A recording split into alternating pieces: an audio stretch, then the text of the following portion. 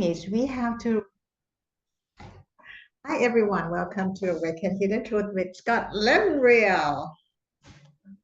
Perry and I, hi everybody. Perry and I were talking. See, the books that I published and are out, like this one, unlike any other book on this planet, and I mean that honestly, has a technique section in the back.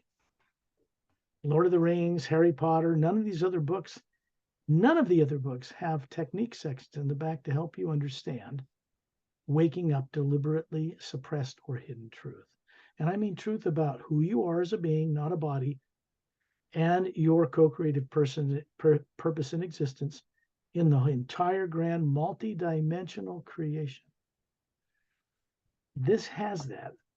And we were just hitting on, I was sharing with Perry that I have to do the techniques I wrote and to create it in this book with the help from friends from very far off world. And what I did myself last night in my own book was chapter 29. There is a technique involving the first half of the word human, hue, connecting to knowing things directly and experientially. So there's a technique for the prologue and a separate technique for each of the 29 chapters. The last one, which is the last chapter 29, is titled, and I want to show it to you in the back of the book, page 332. Our ever expanding horizon at the bottom of the page. And so here's, just so everybody knows, I will read you, when you get this book, what this one chapter at the end, culmination of everything that's in this interdimensional doorway opening book, okay? 1, read this brief chapter from page 287 to 289. That's only 2.5 pages. 2, send out the hue 5 times, briefly pausing between each one. Reflect on how the new ray operating through the hue can reveal aspects of our true higher nature. Know the complete strength it has over all forms of negative situations, beings, and misuse extraterrestrial technology. 3, when you have some insight into this, telepathically speak aloud or silently the following 2 statements. Safely provide ongoing direct experiences with benevolent master teacher beings in the grand multidimensional universe. Show me the freeing right use of higher extraterrestrial technologies that operate within the grand multidimensional universe for the uplifting benefit of all that exists. Next paragraph. Awaken with me the greater conscious knowing awareness of my abilities to co-create beneficially for the uplifting good of all life in harmony with the benevolent master teachers, whose recently greatly expanded mission is to liberate suppressed beings on planet Earth and on all worlds through the new ray operating in the hue. 4, send out the hue 5 more times. Then send out 4 more rounds of the hue 5 times if you are having enlightening experiences and want to continue. Let the session run its natural course. As usual, you will simply know when to stop. 5, if you choose to practice this technique at night before going to bed, go to sleep after it is concluded, knowing that upon awakening, you will recall more of what you were doing and where you were during your out-of-body travels. Special added technique reminder. Remember to first open only one eye when you wake up after the night's sleep. Once both eyes are open, the link to your exploration of the grand multidimensional universe shuts off and the memory quickly fades. This is true, unless you first review with one eye closed what was taking place while you were out of your body exploring. In this way, the link remains open long enough for you to record in the physical consciousness the experiences of where you were and what you were doing while out of the body exploring. That's the technique for chapter 29. It'll give you an idea. This book, which explores In the adventure of Mark Sandfield and Janice Carter, it explores what is taking place out in the universe, our galaxy, amongst the vast host of extraterrestrial spacefaring beings, relative to making a decision to intervene in Earth to change it, to keep us from destroying ourselves. And this is also true for other worlds and other systems. This book reveals that. In the back, there is a glossary of characters and terms to help people understand alien or extraterrestrial names and technology that's not revealed on Earth. There are phonetic pronunciations of those names and technologies so each person can figure out how they sound.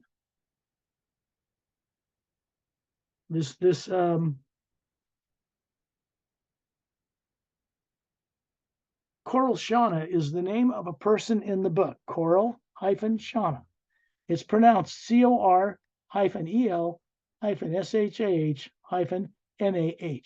Coral-Shauna. Those are phonetic pronunciations. These books, this one and the Parallel Time trilogy of books, 3 more, have this glossary of characters and terms at the back of each one of them to help the reader expand and awaken what they were made to forget before they were born here on Earth. So that will be something that people can do. I realize that people in Thai who do not speak English and don't understand it when they hear it, that maybe this technique could be made available by Perry, if she's willing, to a few people if they asked that she could write it in Thai, just this one last technique, and give it to the Thai people. Because as you know, we're working on publishing the Savior's Agenda in the Thai language. We're about, near 14,000. We need 19 to do it, to pay the company to do it. I researched and found the 2 top companies on Earth that do translation work. And believe me when I tell you, it is not cheap or easy. The very best people have to be hired to do this kind of work. And so it takes like $19,000 up to $24,000 a book. It's the most expensive thing in publishing to do. Yes, the first book we will do in Thai language, but you guys who are not Thai, if you want to participate, you can also help us to donate to get the book translated into Thai. And then later on, we have other languages as well. Well, I'd prefer to have them all translated into 4 languages right now. The money has to be there. For instance, Thai, because the Thai people have earned it. So they're donating to get this done. And I'm probably going to have to pay taxes on it anyway, even though I derive no benefit from it. It's just for this purpose, okay? And later from book sales, maybe. But in Spanish, because there's 1 billion Spanish-speaking people, mostly in South America, and so it needs to be in Spanish for their benefit, and Japanese, because those people will go nuts over these books. They like Harry Potter, Lord of the Rings, science fiction, Godzilla, you name it. So if this is in Japanese, it will be very good. It is a bestseller, or was, in a bookstore in Bangkok, right, Perry, that's owned by a Japanese family or company. Correct. All over the world and in Japan. And it's a bestseller in English, even though the people that buy it can't even read it. I suggested they put it under their pillow at night, and that they would be, when they leave their body at night, they will be met with people that speak Thai, or they'll understand other languages. And this is what they've been doing and gaining benefit from it. So I also think the next step is to make the book in Thai for everyone. But also Spanish and Japanese, because they will be great, not just fans of it, but be greatly benefited by it when they can enjoy it in their own language. So that's the first goal. But it's also on the table is funding the development of an inline practical progression of feature films, from a short feature film to major features that are based on these books. And several projects not even in the books, no books written, like the screenplay Who's Dreaming Me Anyway, with a question mark. So that's what we're doing. Yes, and those whose English is not their language also can put this book under your pillows, because everything is energy. This is the energy. So when you sleep, you connect with the energy, that will bring you experience. I would do this. I wouldn't mind if people in Thai If they have to do it carefully, though, if they want to translate the techniques at the back of the book, if they own the book, why not? They could do that now and then get the book that's all in Thai when it comes out, maybe midsummer. So, maybe people can take that on personally, but one thing they cannot do is try to sell or make money off these techniques. That would be wrong in every way, and it would harm them physically, spiritually, and personally if they try to do that. But to use it for their own benefit, that's okay by me as the author, as the publisher. It's the person who owns the worldwide copyrights on these books. So that could be of advantage to some of the people out there who want to try some of these techniques. 29 of them, actually 30, including the prologue. So there's 29 chapters and one prologue, and there's techniques for all of those. So I read to you in English the last one.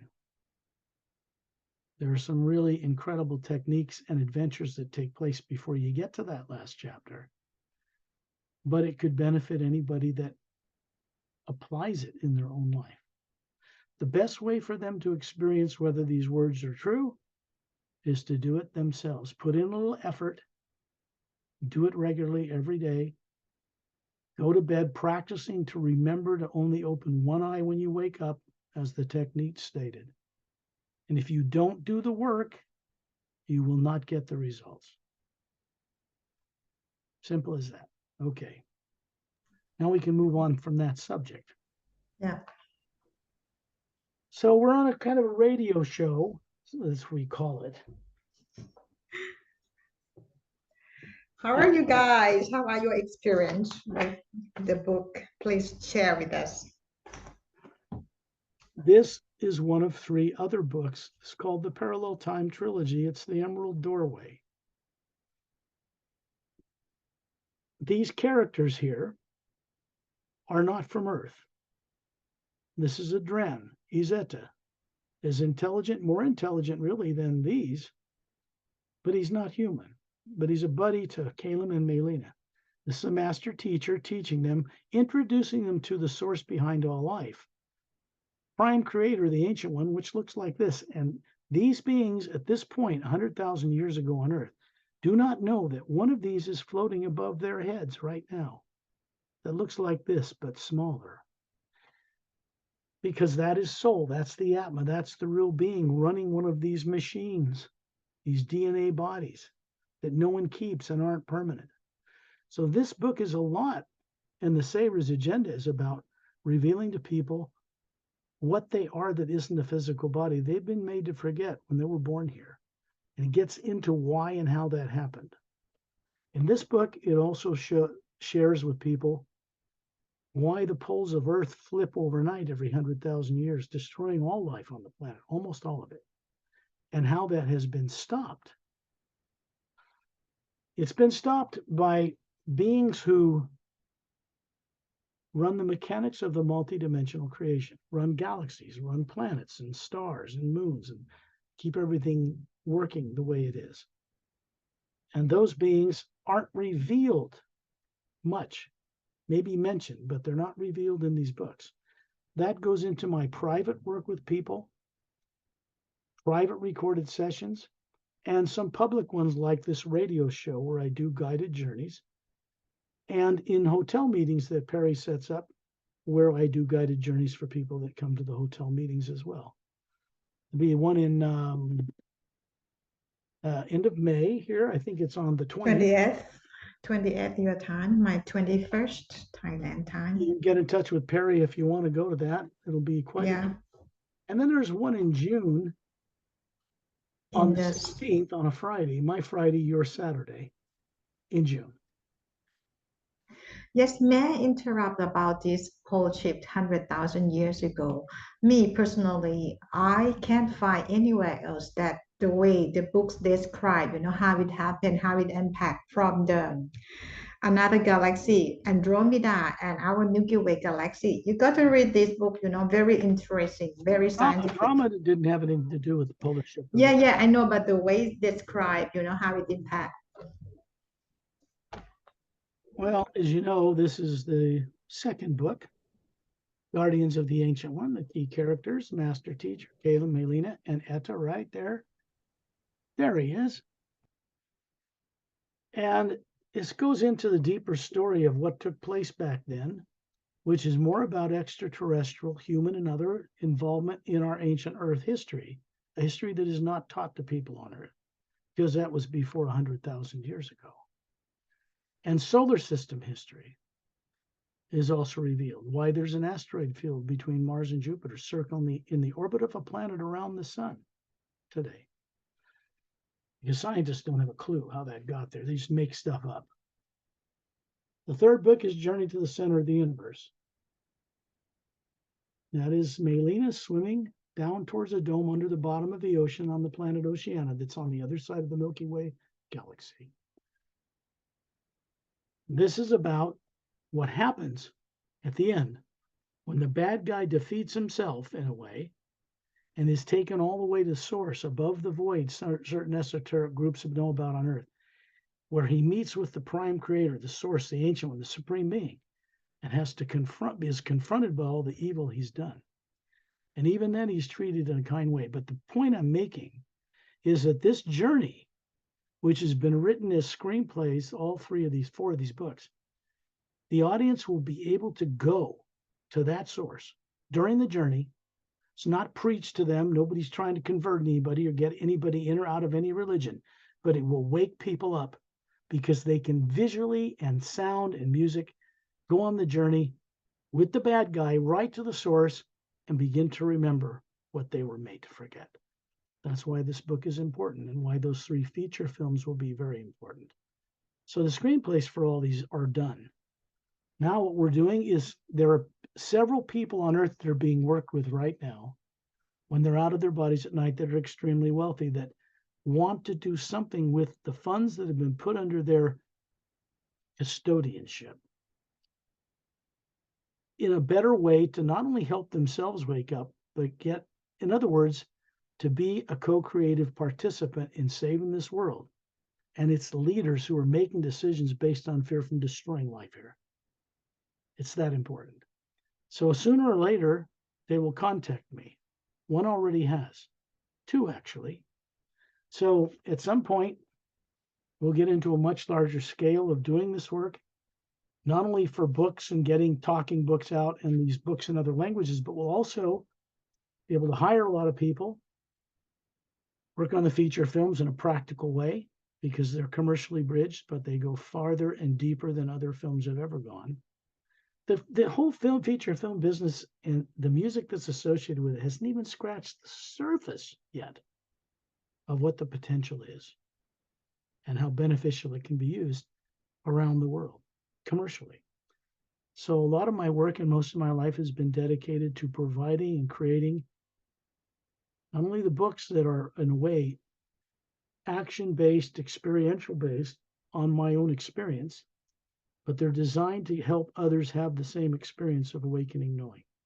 That's what they do. That's why they're here. I have no other motivation than that. So I want to make that clear to everybody about this work.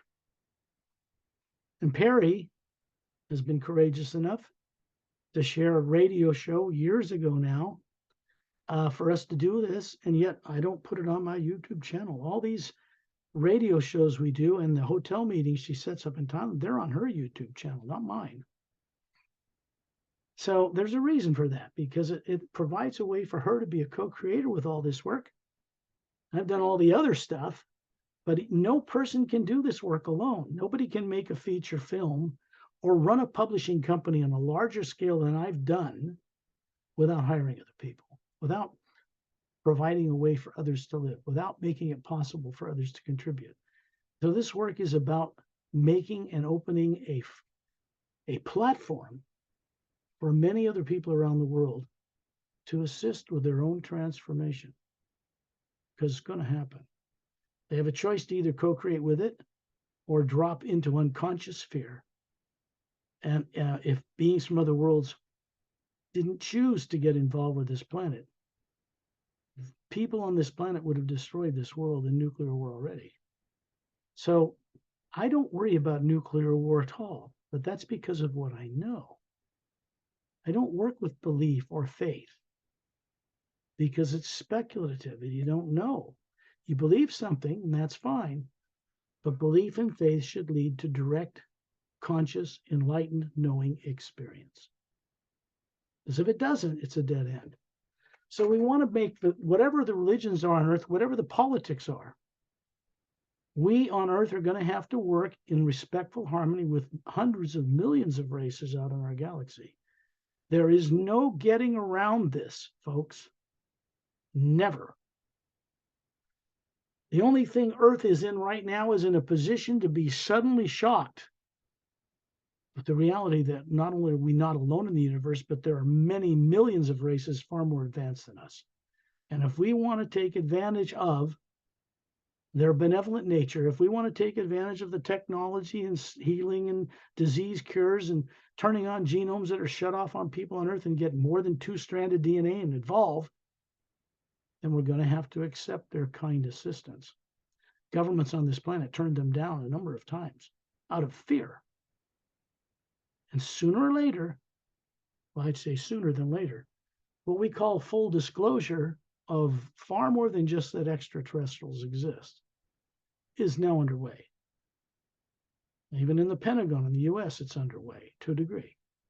They're very shy about doing it all at once. They've been stuck in this classified arena for 70 years, and they've got to get out of it. There is a certain limit to how much time will be allowed for them to tell people the truth themselves. And if they don't do it by that limit, it will be done without their help all over the world, without their assistance. And that'll make them look pretty stupid and pretty abusive for being dishonest to the people of this world. I'm not specifying any particular country. All of them are involved. So it's really about, like, for instance, the only way Earth people can ever go out in space and play among the stars, and this is practically and honestly the truth.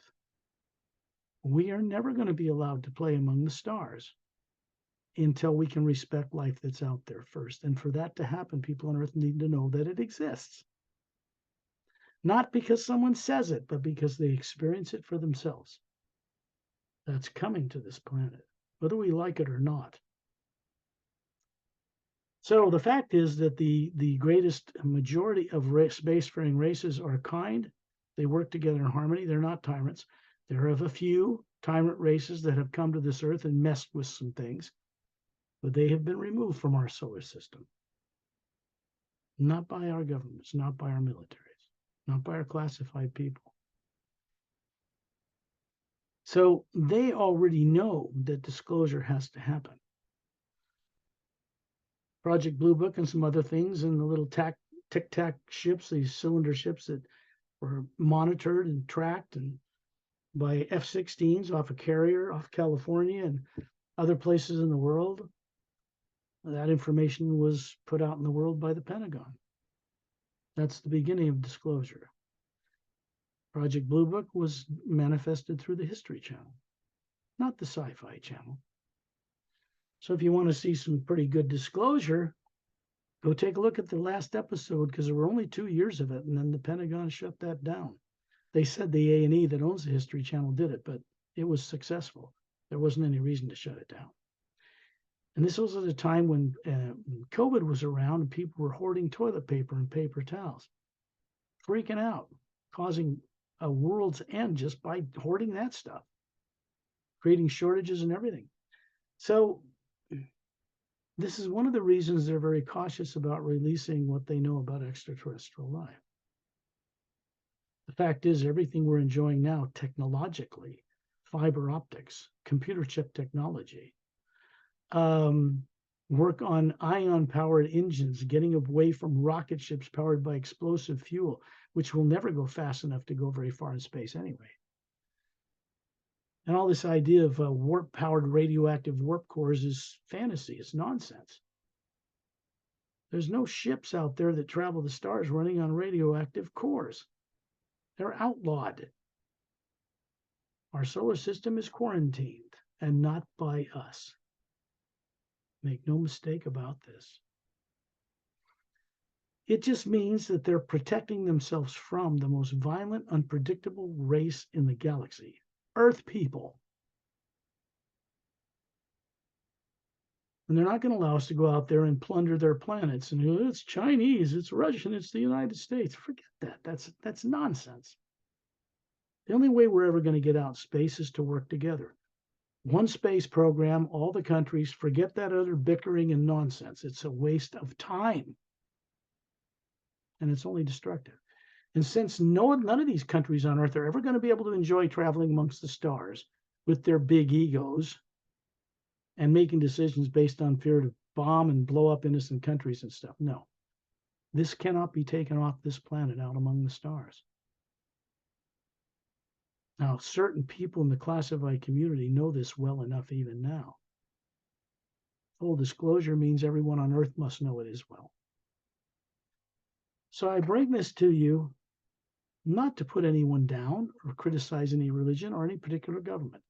It's just that people who are heading up religions today and governments are making decisions based on subconsciously implanted fear they don't even know they have. Fear is negative emotion. The imagination that goes with fear is negative.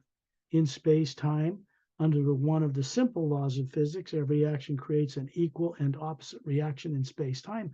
Thoughts and imagination and fear create what comes back to people. So the world we're seeing today is the way it is because leaders on this earth and the heads of religions are making competitive miscalculations and decisions based on fear, which can only have a destructive negative outcome. No other outcome can possibly come from that. So you see, we have to have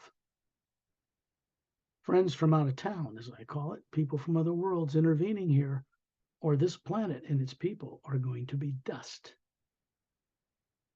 Again.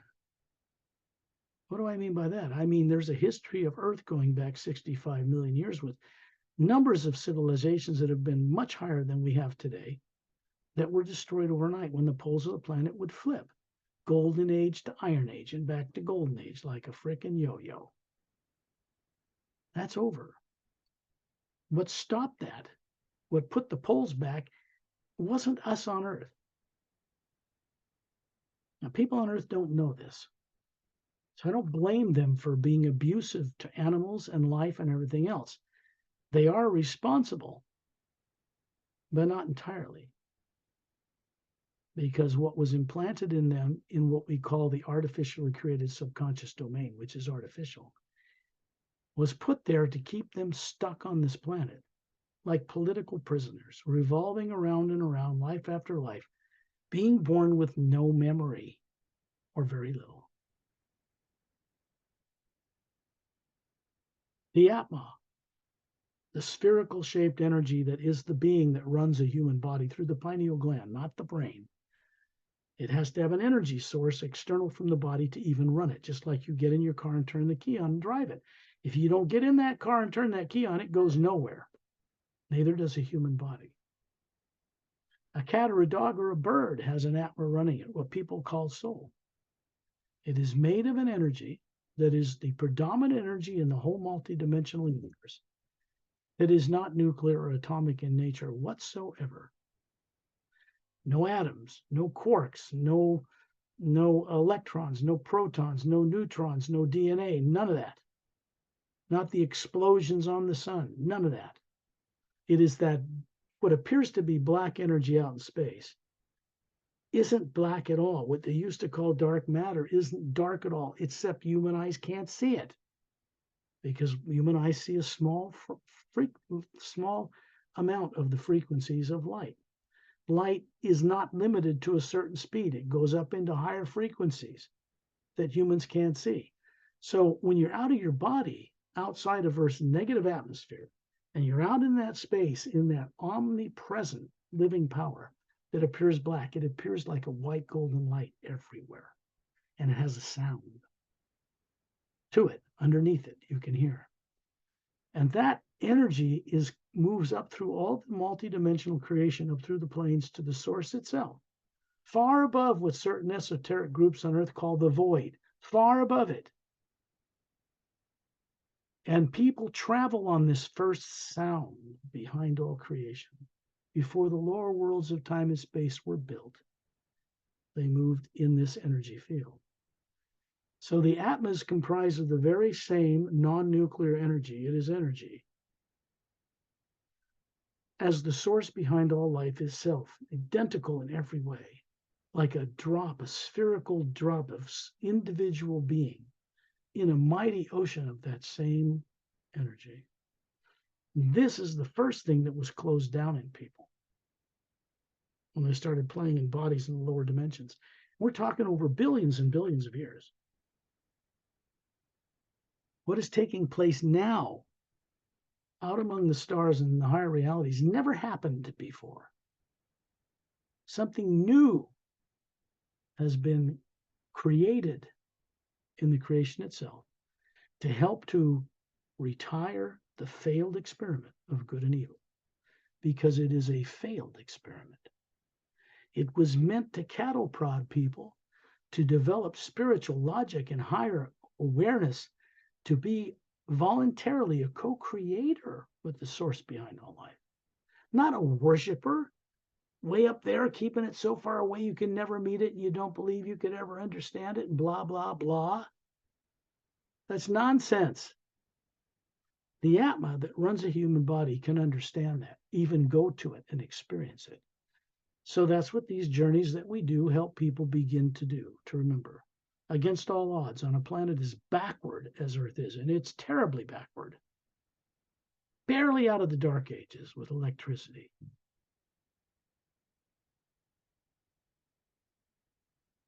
The only reason you have cell phones and computers like we have now is because of crashed extraterrestrial craft that were recovered and reverse engineered. How do you think they fund those things? Not publicly, I can tell you. And such projects, such reverse engineering projects, have to be funded in a way that doesn't matter which person's a president from one term to the next. They go on continuously. And so it's the only way the United States could compete with other countries that have leaders there for decades. So there's another government in place behind what appears like governments on this planet that's in the Sayres agenda. They aren't bad people, they're just misguided. They've had things done to them to compel them to do what they're doing against their will, just like everybody else on Earth. So solving this problem that we're in today and having it go into an unexpected, uplifting direction is what this work is all about. Period.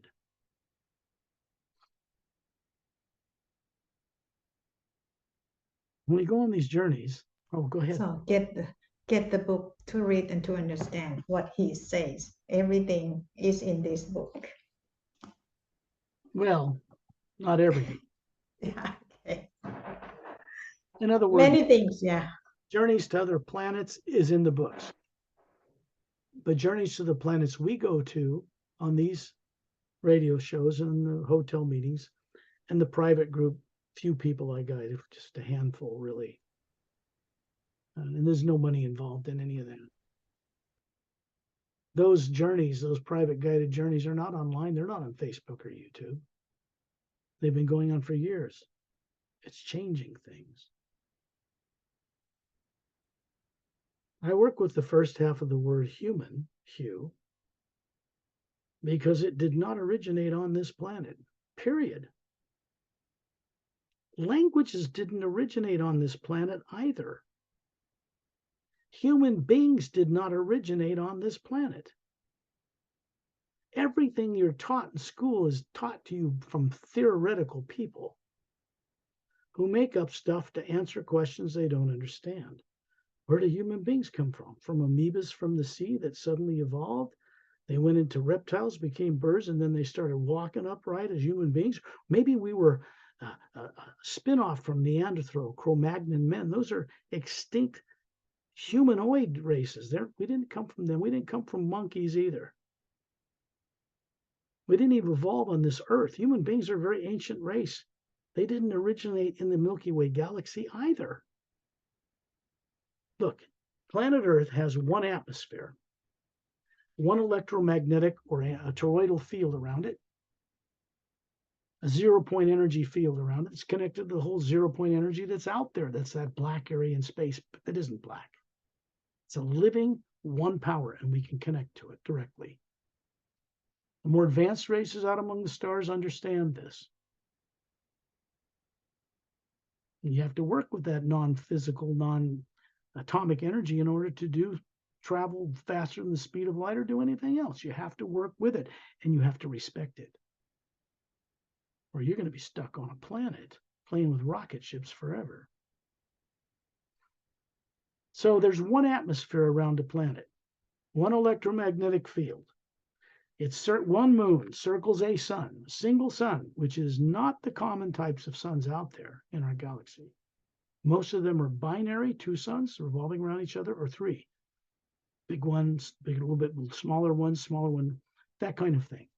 And the planets revolve around 3 suns, and the effect on the atmospheres of those planets, human beings, is quite different than what happens to human beings with twin-stranded DNA on Earth. I'm just sharing with you the absolute truth here about how it works. In one atmospheric field, in one oxygen atmosphere, it is not possible for the different races that are human on Earth to have evolved here under one atmosphere. Asian, Caucasian, what people call black people, or African American, which just means there are a lot of black people not from Africa, so it's kind of a misnomer, but trying to be respectful. Let's just say, okay, black people's fine. African Americans, fine. Chinese, Japanese, Samoan, Aboriginal, Congo, tribal countries and people, Brazilian jungle tribal people, that some of them we haven't even seen yet, that are living Aboriginal lives out deep in the rainforest while they're still around. None of them evolved here. They were brought here to this planet by different races under different scenarios, under treaty, going back 65 million years since the dinosaurs were made extinct. I've said this before. I state it again. It's very clear. The history of Earth is not taught to people on Earth. The history of our solar system is not taught to people on Earth. The history of the galaxy, the Galactic Alliance, the history of our own Milky Way galaxy is not taught to people on Earth. It should be, it will have to be, and it will be, whether people on Earth like it or not. Because if it isn't, what's left on this Earth unconscious will destroy life here, inevitably. Cannot be avoided. So it's a good thing we're not alone. This means that human beings evolved in other world systems with triple sun systems and not originally in the Milky Way galaxy. Think about that. You want to find the Garden of Eden, you're not ever going to find it on planet Earth because it was never here. Think about it. We work with the hue, and I send it out in tones up to a certain level, then we go on a journey. We're not going to go out in space and just talk with Turellian tonight. He's there. Ambassador Turellian is a friend. He's human. Well, he was. The body form he shows us when we get above the planet on these journeys is 18 feet tall. His race were 18 to 25 feet tall, much taller than humans on Earth. I mean, way taller. But they didn't originate in our galaxy either. However, we have their DNA in our genomes, as do many of the extraterrestrial races. Human, humanoid, reptilian, gray, tall, white, all have Sayre's DNA in them. Because at one point, when the Sayres were working with them on behalf of the source or prime creator, they developed these higher genetic body forms that the Atma, the spherical being, could run higher faculties through and put those bodies made of the same matter of a particular parallel dimension they live on, like the Earth you're familiar with, which is only one parallel dimension in a many-layered level of different molecular time rates within the physical universe. And so they got these races, these body forms, up to a point where the Atmas could develop space travel and help younger races.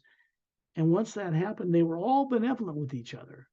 All these races people have heard about online, the reptilians and the Greys and all the abuses they've done and did, are not taking place on Earth anymore. They haven't been for 20 to 25 years, and people still don't know this. They were moved out of our solar system. Not by us, but to give us the opportunity to leave. Now that the poles won't flip, life won't enter because of polar flips as it's done in the past, but by the actions of 7.5 billion people and their leaders. That will end life here if something doesn't intervene somehow. So this work is for the benefit of world leaders, religious leaders, and everybody on the planet. Period. No exceptions. Those people on Earth right now wouldn't do the things they're doing if they were free from subconscious terrorizing implanted programs like holograms that are influencing their decision making. So although these bad guys are not in labs underground or on Earth anymore, their temporary influence here has affected many people, and people were brought here and left here stuffed in bodies with no memory. That goes back to before the end of a great war in our galaxy over 500,000 years ago. There aren't any wars going on out in space right now. No planets are fighting each other. If they were, we'd all be dead. They'd come down here and wiped us out in a heartbeat. They don't. They haven't. They're not going to. People in power and classified communities have to finally accept this. Sooner the better. The people they were afraid of is why they didn't accept their help, is because they didn't trust them. They didn't know if they could be trusted. Some of the races couldn't be. But we know who they are. They've been contained. They're not allowed in this solar system. The solar system or where Earth is quarantined.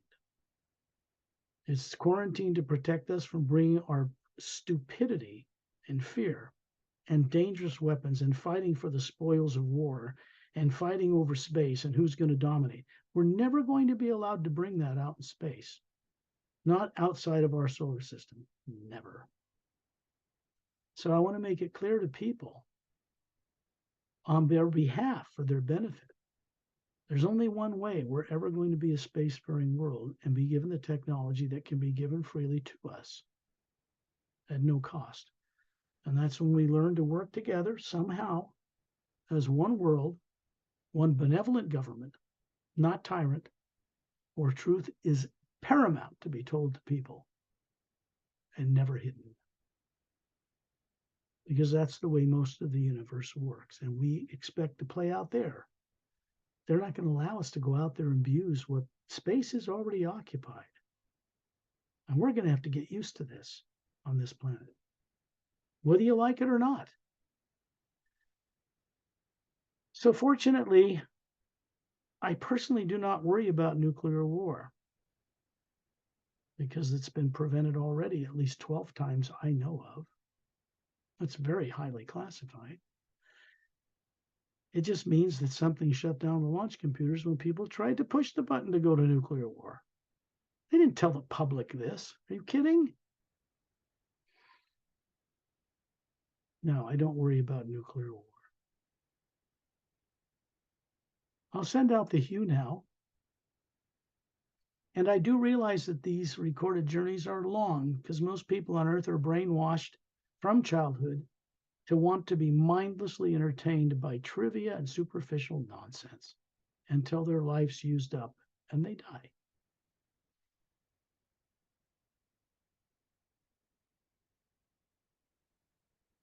If you will, close your eyes, take several deep breaths. Understand that I do the techniques that are revealed in the Say Raise Agenda book myself. The one I read to you, I did last night.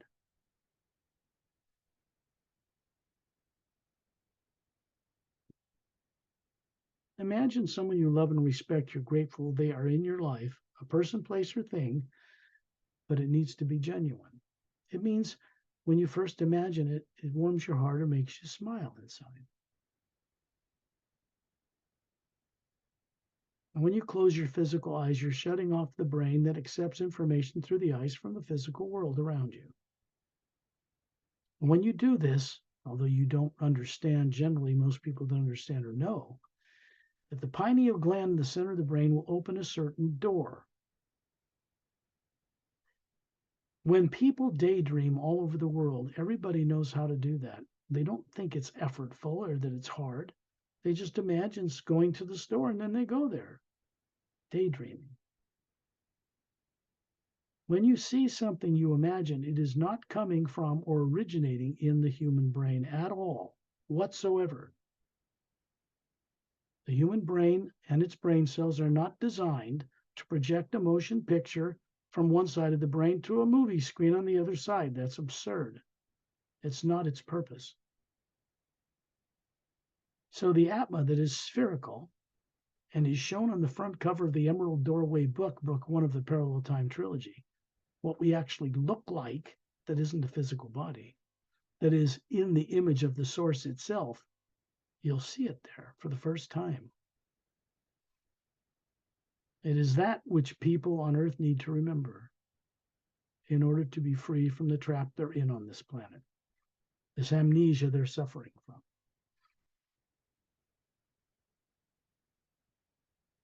Simply daydreams what it would be like to see your body sitting there in a chair, lying on a bed or a couch or floor or whatever, from the ceiling. And you're a spherical energy lighting up the room, and you can see your body there. And when you look through the walls and the ceiling of your house, you can see the entire countryside around you. Everybody knows what the countryside is around where they live. And you can see it from up in the air above the house. And you can be at 10,000 feet in the atmosphere, and you realize that you are lighting up Earth. And the light's coming from your core of your being, which is round with a white core. And you're able to float there, and you can see yourself as a spherical being hovering near the ceiling, looking at your body, both places simultaneously, because you are an Atma, a multi-dimensional capable being. And you can be in more than one place at one time running body forms, which you do anyway. But most people aren't aware that they have an astral body they're running, a causal body, a mental body, an etheric body, and that they actually come from what is beyond the void known to most Buddhists. And it is not the realm of the Supreme Being. It is a barrier between the lower realms of time and space and the upper realities that are made of a pure positive energy. There's no negative nature there. Every single being running a human body anywhere originated there. And they've forgotten all this over a great epic periods of time. When I send out the Hue, Ambassador Turley, and other master teachers and people that we meet when we get outside Earth's atmosphere, out in space, as Atmas, which remember are not made of material matter, not subject to heat and cold, nor subject to gravity, the speed of light, black holes, or anything else. I'll begin to send these tones out now because it will connect us through various planes so we can go on journeys to other planets or up through the dimensions, past the void and into the upper realities if we wish.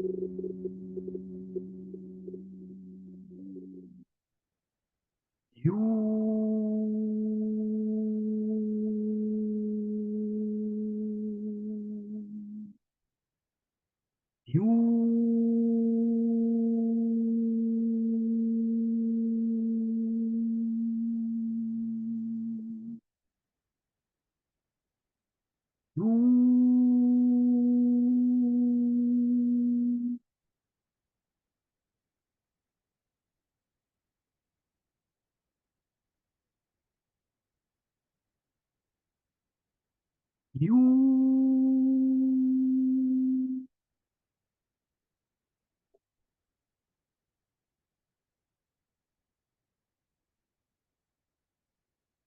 You.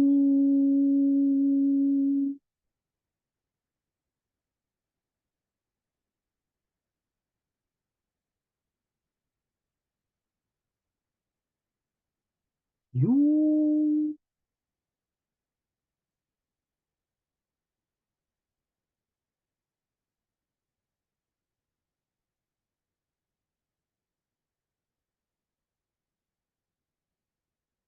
You.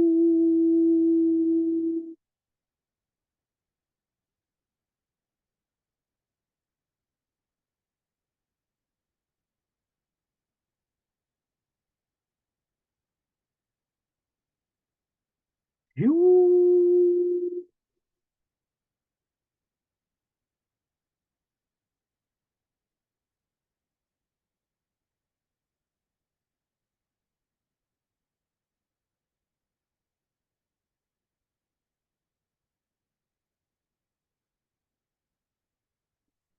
You are an Atma.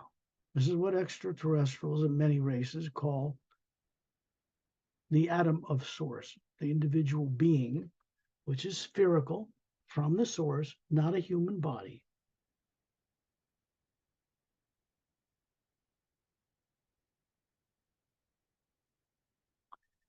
It's spherical.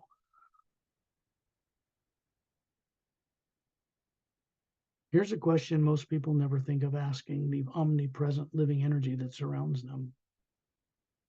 Why are worlds and planets and stars and suns round? They are round because they are patterned in the image of their creators or creator. Round. Makes sense. It is common sense to most beings outside of Earth. The hue, when we start working with it, did not originate on Earth. It is not owned or patented or copyrighted by any organization on Earth, although some put it out. That's good, but they don't possess it because they don't own it. There isn't anybody on Earth that ever created it. It didn't originate in our solar system. It didn't originate in the Milky Way galaxy or Andromeda. It didn't originate in the lower worlds of time and space. It originated far above the void, known to certain esoteric groups, at the source or prime creator, which is what beings that are more advanced, in other words, call what you would call the supreme being. It is not something that requires that we worship it. What is required is that we are aware of it, how we are the same energy as it, that we respect it and each other. That is required. To worship a being on putting it on some pedestal so far above you, so far away you can never experience it or reach it, is a trap for people who've forgotten that they aren't a body and they think they are. This kind of wrong thinking, this kind of misdirected thinking needs to be corrected. What is underway now is all about doing just that. Imagine yourself out in space as this spherical being. And you can see Perry and me, and I'll tell you why. We are spherical beings hovering in a circle around Ambassador Terrellian. We have a physical body form made of energy projected from the white core of our being that looks to be about 36, flawless, perfect in every way, handsome, beautiful, trim, strong, well-dressed. And it is the image we present to others like a human-like image, but we are actually the sphere hovering above this form. There are other beings here who have joined us on this journey, master teachers, not from Earth. There's one named Ramu, who's in the far side of the circle around Terrellian. Terrellian's 18 feet tall. But above him is this spherical Atma like us, hovering above this form he's showing us. It appears to be like a Greek god, about 36, slightly wavy blonde hair to his shoulders, big crystal blue eyes, slightly pointed ears like an elf, but not so exaggerated. A simple gown, bare feet, standing there in the center of a circle of beings, us, that surround him, so that he remains as a focus point to keep us clearly focused on some center when we go on this journey, so we can get the most benefit from the journey when we come back to our bodies on Earth. So his name is Ramu, this master teacher. Swarthy skin, dark brown, coal black eyes, kind of a short cropped black curly beard and short cropped black curly hair, about 6 feet tall, wearing a maroon robe, simple sandals, and holding a crystal staff in his right hand made of quartz. And it's glowing with a golden light. On the top of it is crested the symbol, like the one in ancient Egypt for eternal life, the Ankh. And it is a cross with a vertical oval hole with a hole in it. This is his trademark, and this is how he teaches students. He is stationed, this particular one, on Earth. Not in the Earth you're aware of, but in a higher parallel dimension, a higher molecular time rate of the planet, in a city called Agamdes, hidden inside the Himalayan mountain range. But you won't find it walking there or going there. It's in a higher frequency. So he is here, and Opelum, who's on the right side of the circle beside me, and Perry, and he's about 6 feet, jet black hair to his shoulders, emerald green eyes, pale blue skin like moonstone. And he lifts his neck. You see 3 little slits, little gill slits. And he's got webs between his hands and fingers, but he looks completely human. On their world called Oceania, which is on the other side of our Milky Way galaxy in the 3rd higher parallel dimension of the physical universe. He has an immortalized body like the one he's showing you here. It hasn't aged in 500,000 years. And he is one of the original founding members of the Galactic Interdimensional Alliance of Free Worlds, which is stationed on a planet called Zetranami 1 near the galactic core of the Milky Way galaxy. There are more than 450 million spacefaring races in harmony that make up the Galactic Alliance. It is not a federation, not way there.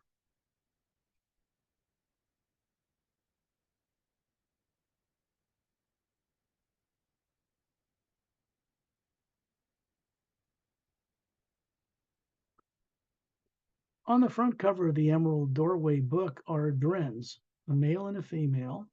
They are silica-based atomic or nuclear structures, or DNA, not carbon-based as humans are, or Tyrrellian, the form he's showing you.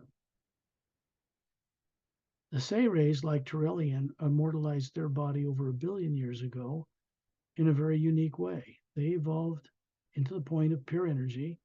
They dematerialized the DNA of their 12-stranded body and store it in one of the teardrops in the layers that surround the white core of the Atma they are. And that structure of Atma or soul is a white core, like the hue itself in space, and a surrounding certain thickness of teardrop-shaped lights, which are individual faculties, that is yellow.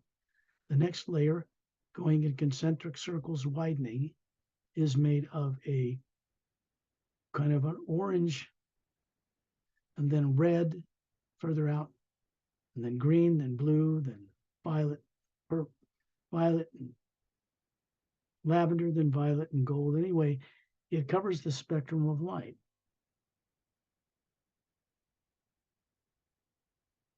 When those faculties in the being we are get shut off or shut down through forced fear or other things, or if their image is placed in a field of energy around the Atma, through which you see the universe, that are terrorizing, people tend to not want to remember. And this is the condition of people on Earth today.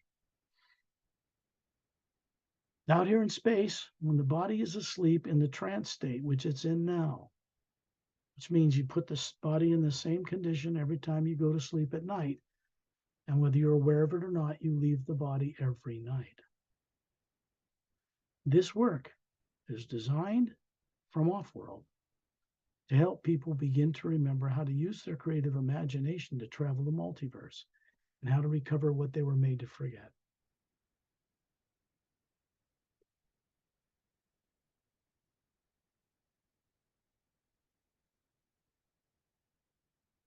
Pelham is raising his right hand, and the little slits under his neck that you wouldn't notice as he lifted it, or because the Oceanians evolved to breathe underwater or on land. Their world, planet Oceania, is mostly water covered.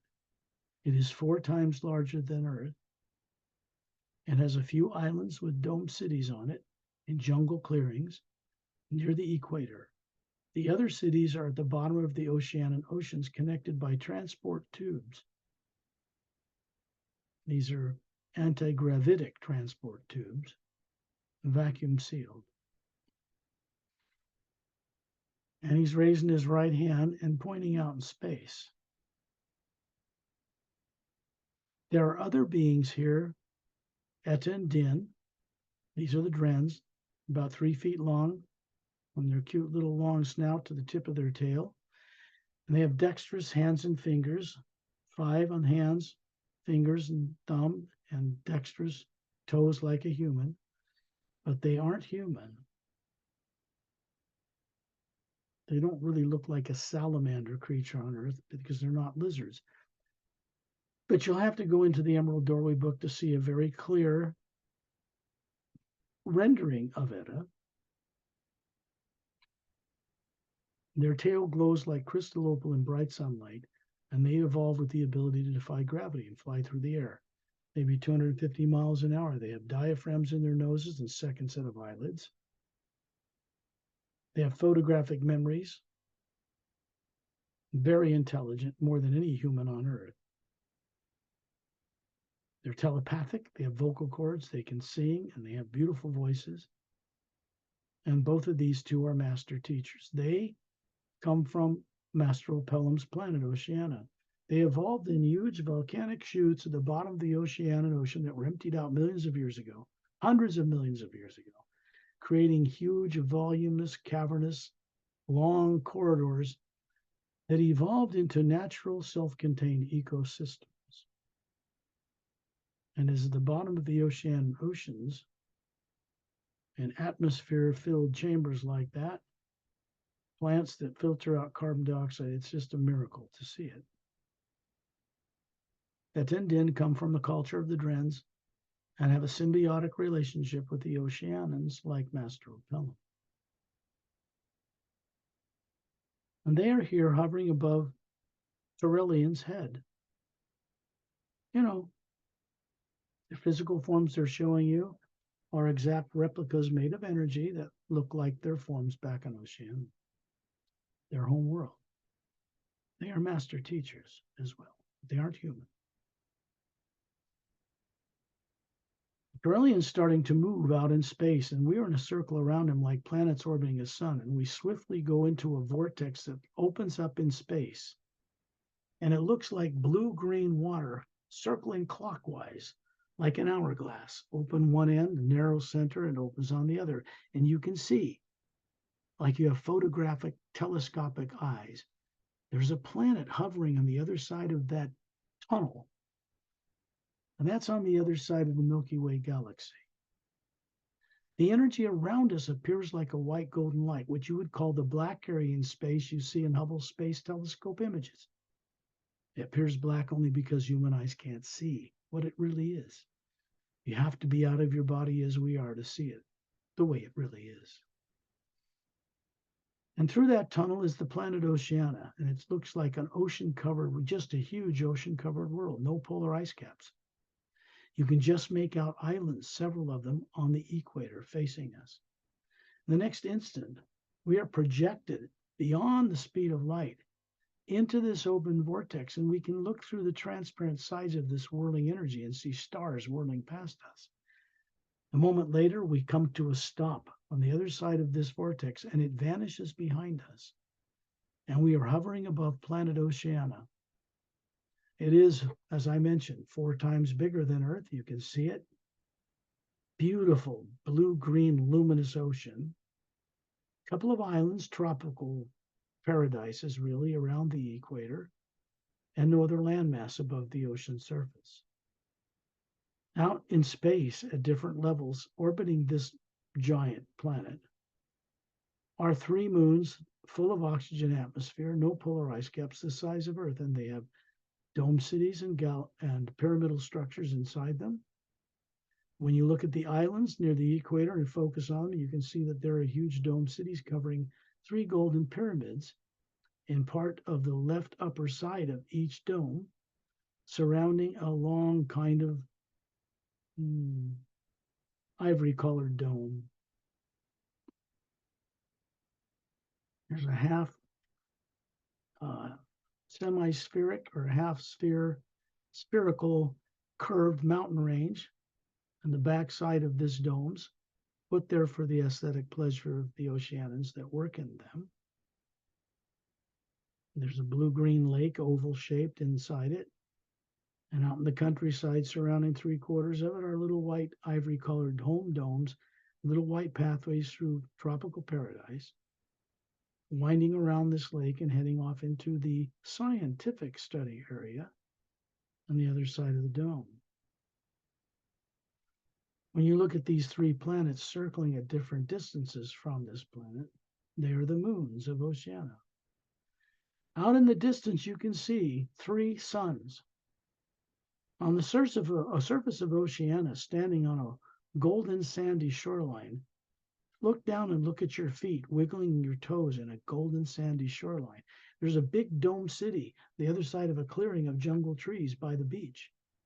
You can see 3 golden-sided, quartz-capped pyramids in there, and tubes running from it through the jungle along the front of the beach and down into the ocean where they disappear far below. There's an energy glowing above this sand about a foot from the particles that make up the sand. The ocean water, which is a blue-green, is luminous about a foot above the ocean, and Turellian is standing up to his knees in it, waving at you. So those of you who are on this journey are standing in a physical energy form, it's pure energy, experiencing this world, and you look up and see the Atma you are hovering above this body. You look over and see the same thing hovering above Turellian. We are on planet Oceania, on the other side of the Milky Way galaxy. There are 144 parallel dimensions of worlds like Earth on different levels that more advanced spacefaring races and their technology can access. They move between them. When you get up to the top of the 144th parallel dimension of different time rate molecular matter, you get into a barrier, like a little void.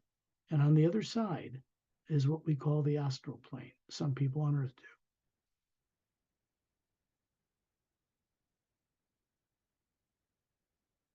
When you're standing on this beach, you can see that there is a man standing looking at us, and this is Master Opellum. He has a single form-fitting bodysuit on, and on his, I guess it's a right chest area, left, right, is a symbol of the Galactic Alliance, of which he is a member. And it is a golden-sided quartz-capped pyramid hovering above a silvery galaxy. And above the point of the apex of the pyramid are 3 blue radiant stars in triangle formation. And he will tell all of you, welcome to planet Oceania. He is a master teacher. This means he can assist you when you ask to remember and wake up all you were made to forget.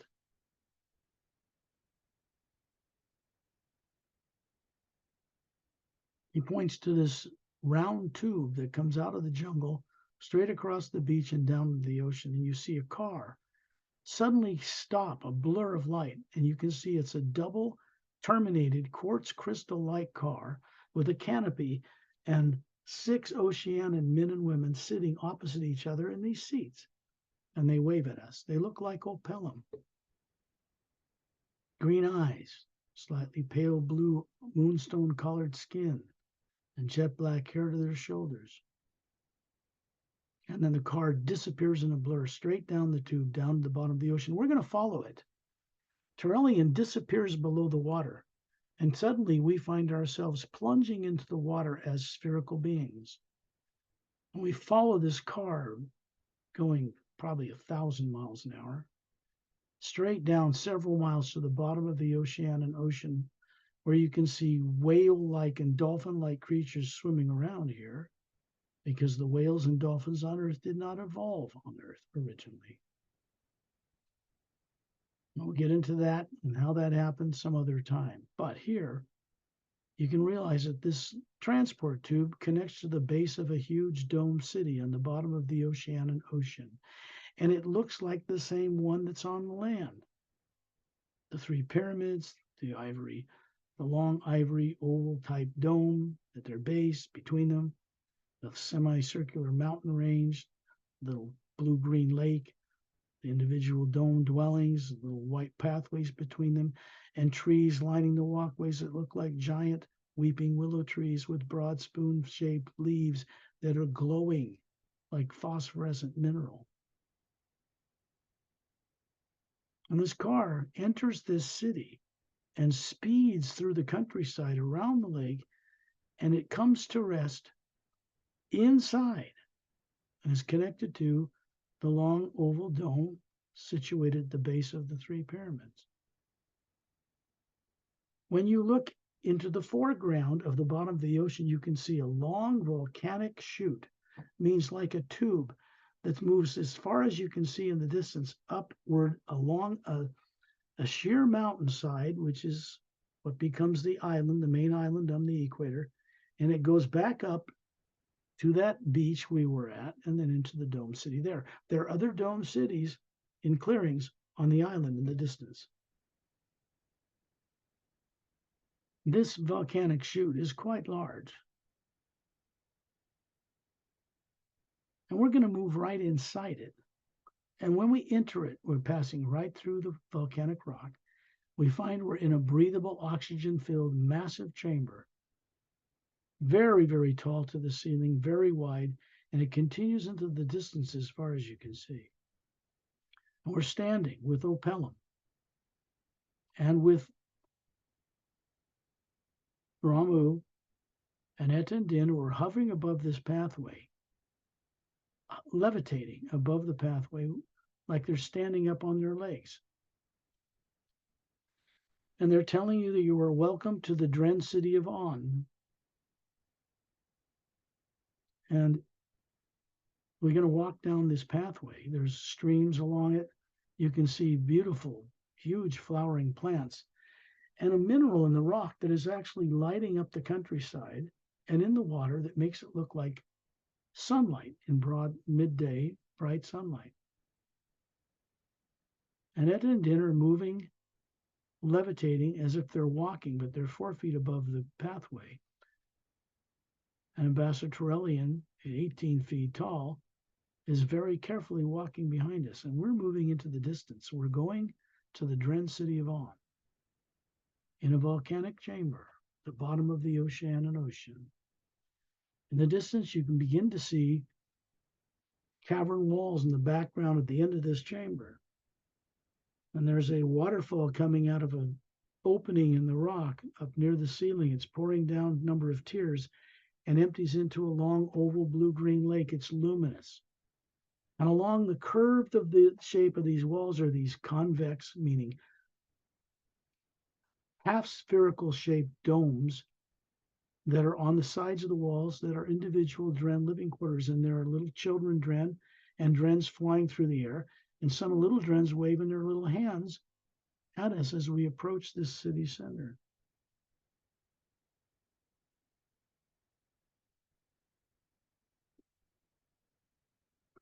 Et and Din live in a dwelling.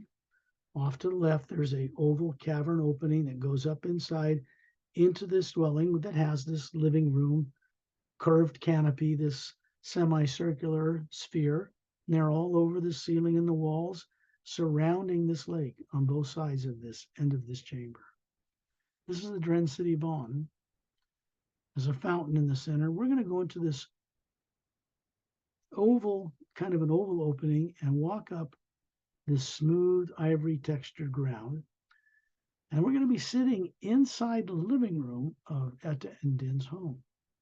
You can look out through this huge glass, like curved window, and see all the other Dren dwellings in this lake, this river that emanates out of an opening in the rock. You see little Dren chairs, and they have 2 Dren kids that are now grown. So there's Etta and Din and their 2 kids, male and female. And Ambassador Torellian, he can fit inside her because he just shrinks his size. He has the ability to manipulate matter. So we're just experiencing the hospitality of the Drens. They are courageous to a fault. They would die for you to protect you if they had to. These 2 Drens manifest more of the greatest human qualities that people on Earth don't even know exist. And they aren't human. We're going to stay here briefly. In the next moment, you're going to find yourself out in space looking on planet Oceania. We're in a circle around Torellian. Pelham is here. Ramu is here. And Etta and Din are here. And then you look behind us in space, you see the 3 planets, the size of Earth, circling this planet that is Oceania, mostly water covered, 4 times bigger than Earth, and the 3 suns that these planets circle around, trinary sun system. Then you see the vortex open up, and on the other side you can see us hovering around Torellian, near planet Earth, out in space. And we suddenly find ourselves there, looking at Torellian, who is smiling. There is a man and a woman from the Galactic Alliance standing beside each of you on this journey, and will be standing beside each of you that go on the journey, who play this recording back when they find it on YouTube. You can go on the same journey.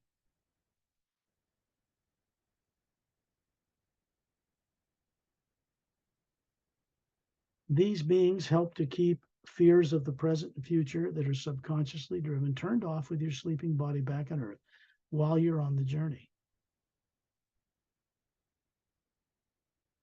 Torellian vanishes. Pelham vanishes. Ramu vanishes. The next thing you find is that you are hovering near the ceiling where you live, looking down on your body. This is just daydreaming, folks. Don't make it overcomplicated, because you all know how to do this. You can hear the sound of the hue. Sounds like, even here, right now, sounds like millions of men and women's voices with perfect vocal cords singing the hue till it blends into a whole round tone. And then you realize you are endeavoring to bring back the awareness of this journey. But you don't store it in your brain, in the body. It won't fit there. You are a spherical being with a white radiant core hovering near the ceiling. You can see an electromagnetic, or what's called a toroidal field, surrounding this being. And you can see one that you people call the aura, that's also toroidal shaped, not just close to the body, surrounding your body. And you're moving this journey, the recording of it, into that toroidal field that surrounds the outside of the spherical being you are, so that you can look through this when you're living out your life on Earth, or you can go and see through it to see this true knowing experience, even when you put your attention on it when you're back on Earth. And it's being stored in the toroidal field. Look it up online, toroidal field, you'll see what it's like. It's being stored there as well. So you're enlightening the physical body and brain on Earth and nervous system that never learned any of this growing up. The energy that moves through us here is a white golden light. It comes from outer space. It is a pure energy, non-nuclear, non-atomic, a living, one whole power. And it moves through us and continues past us. And it goes out into the world of planet Earth. It eventually goes through there's some pyramidal structures stationed on the bottom of Earth's 2 deepest oceans, and one inside a hollowed out interior of a mountain in the Himalayas.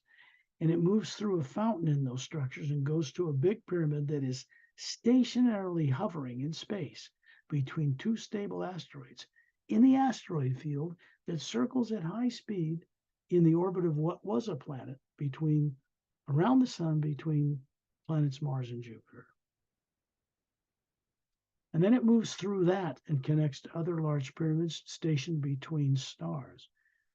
And then it enters the galactic core itself, which is a white shaft of light beaming downward and beaming upward from higher realities. And it moves up through that and goes back to the source itself. What you're endeavoring to do is remember as much of this journey as you can, since it's recorded. When you won't be disturbed by phones or something else, set up a time when you can play it back and go on the generous journey a second time, because you'll realize much more of what took place than you will first coming back from this journey. When you're ready, open your eyes.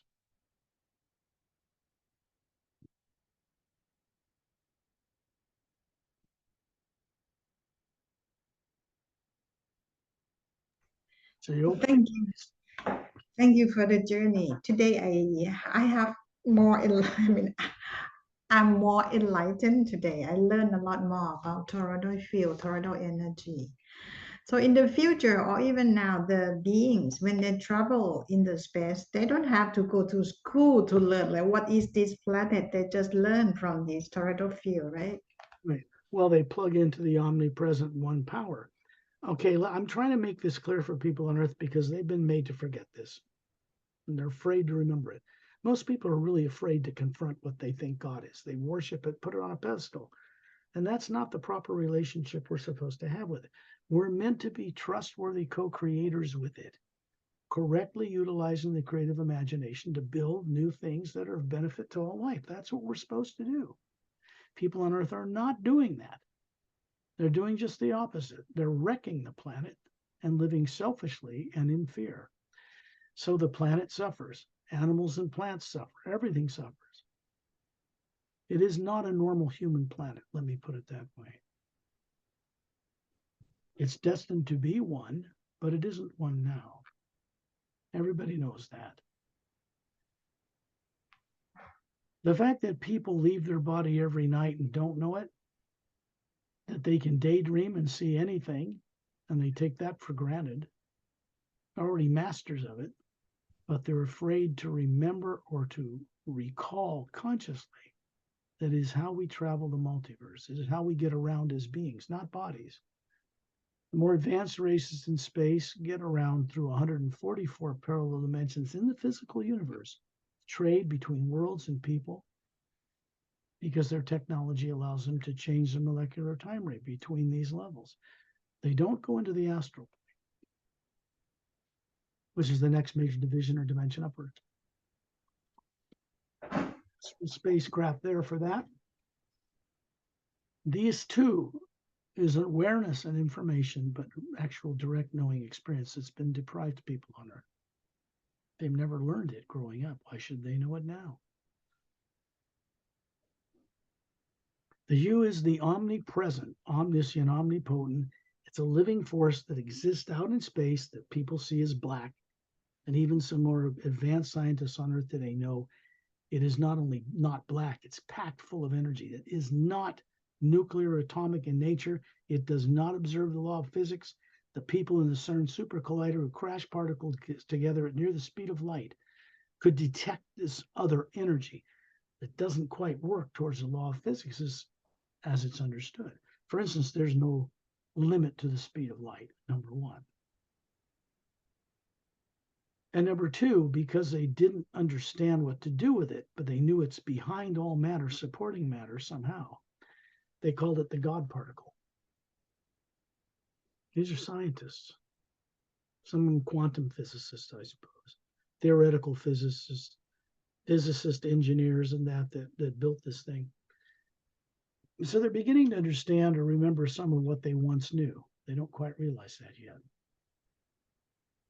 It is that field of energy that exists out in space that is infinitely more vast and the little galaxies that float in it. Look at any image of outer space with millions of beautiful galaxies. There's this whole black field of energy that's huge compared to them. That is the hue. That is the first sound behind creation, and it supports things that create electromagnetic fields floating in it. So if you know that and you begin to understand that, you can respect beings from other worlds that understand this well. I think to go on the journey is very good, but if you go on the second time, you will learn a lot more, because each journey you have to go 2 times at least, to remember and to learn. As I mentioned, I actually did the last technique in the Savior's Agenda book, chapter 29, because I also utilize these techniques myself that I provide for other people through a lifetime of work on this planet. And I do that because it is the only actual option I have to be of benefit to fellow beings, to help them remember. It's not about money. It's not about fame or fortune. Outside of Earth, most worlds don't even use money. You can't buy their technology with US dollars or gold bullion. No. They would give it to us at no charge if we would accept it. Governments are paranoid about that. As one of the requirements they made known was we have to give up nuclear weapons. They're only destructive. They kill everybody once they're blown up. The radiation is only destructive. And imbalanced isotopes that man creates through off-world science that was snuck into this planet. We didn't earn it. They create these imbalanced isotopes in order to refine them into bomb-grade ore. They didn't put the money in the science to neutralize it once they made them. So they bury it underground. Stupid. It's beyond stupid. It's idiotic. There is no constructive use for radioactive materials, either in space travel or in healing. No. That's dinosaur stuff for the people out beyond this earth. So this planet would take leaps and bounds in evolution just by accepting the kind offering of beings from other worlds who could come here and get rid of the pollution, show us how to neutralize, dematerialize sewage and not even pollute water tables, how to get rid of cities of people packed like sardines and replace it with the nature that was really there originally. These kinds of technologies, without hurting one, exist. They're not Earth technologies. We didn't earn them. Fellow human beings and other beings out there did. They're willing to share it with us. So you think how idiotic, lunatic it is for people to say, we don't want that. We'll give up our nuclear weapons and you can beat us. Oh, give me a break. They could take all the nuclear weapons and beam them off the planet and put them in the sun in a minute worldwide, and there wouldn't be any weapons for anybody to fight with. They could do that, but they want us to do that. Otherwise, people on Earth will have learned to nothing, and they'll destroy themselves another way. So I want to leave that with everybody, because this work is only constructive, uplifting. I do not work with fear. I do not work with terror. I do not work with debate. I do not work with faith or belief. I do not work with argument or debate, as I mentioned. I don't work with these negative emotional things because they're not constructive and they waste everybody's time. Theories don't change anyone. The only thing that changes consciousness and can save a world is direct experience. There isn't any other way.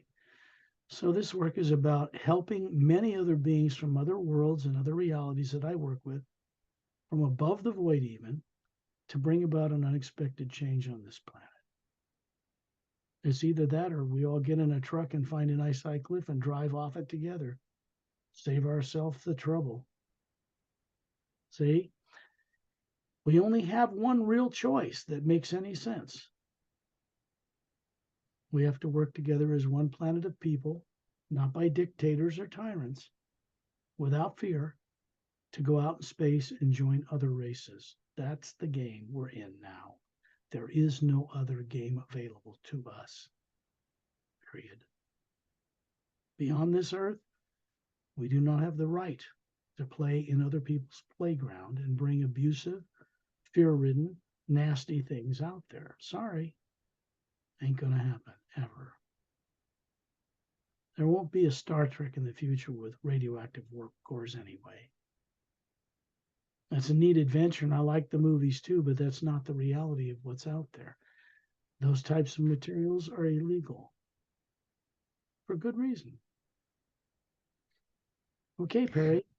Okay, so beside these 4 books that written by Scott Lemrell, you guys can go to Scott Lemrell's website under this video. I put the link on so you can go visit and to learn more. Many videos are very interesting. And I'll have my YouTube channel. There's like 38 videos there, very short, minute, 20 seconds, professional narrator, classical music. They're great. And they're there. I spent a lot of money promoting those videos and got 250,000 views and things like that. But that didn't increase book sales or really change much because there's so much glut out there.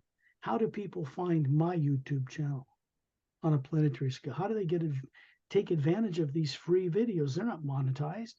I might have one monetized just to test it out, but I stopped monetizing all of them because it's just not what I want to do.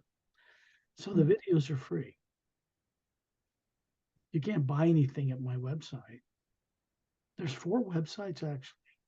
You can get direct links to Amazon or iBooks or eBooks and all of that, or Barnes & Noble at the website to the direct sales page that isn't some secondary bookseller. Don't be suckered, because Amazon lets other booksellers sell there that have old versions of the series agenda that don't have the special techniques section in the back. Some of these people are trying to get $38 for a book of mine that costs $17.